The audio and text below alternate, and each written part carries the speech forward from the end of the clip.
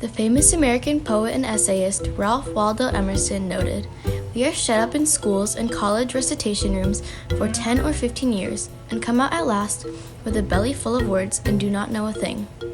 Why do Americans today send their school-aged children to a brick-and-mortar school?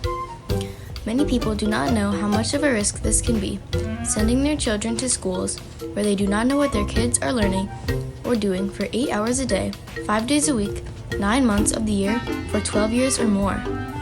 One could agree that the limited subjects taught at school and lack of family time contribute to the extinguishing desire to learn in the American school systems through senior year of high school. American school systems take students away from their families. This makes sure that kids cannot bond with their parents or siblings. Teachers may argue that they are trained to teach students because of years of training and education.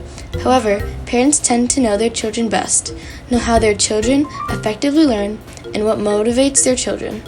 In their book, The Brainy Bunch, Kip and Mona Lisa Harding decided to homeschool their kids because they knew their children well, what motivated them, and what passions they held.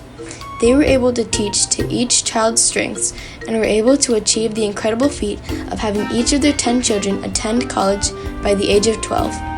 Students are often stuck with kids their age and not kids with the same mastery level.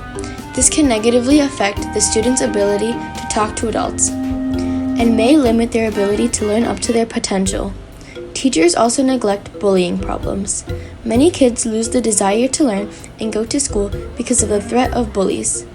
Locking kids up in a building all day makes sure they do not see their family, gives them less community time and less alone time. Is it much different from prison?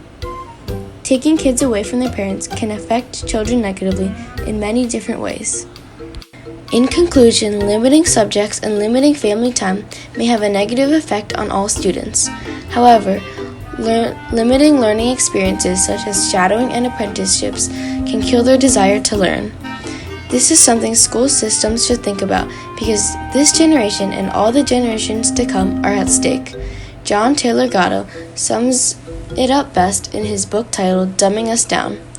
I began to realize that the bells and the confinement, the crazy sequences, the age of segregation, the lack of privacy, the constant surveillance, and all the rest of the national curriculum of schooling were designed exactly as if someone had set out to prevent children from learning how to think and act, to coax them into addiction and dependent behavior. Working to improve these ideas would greatly benefit school systems.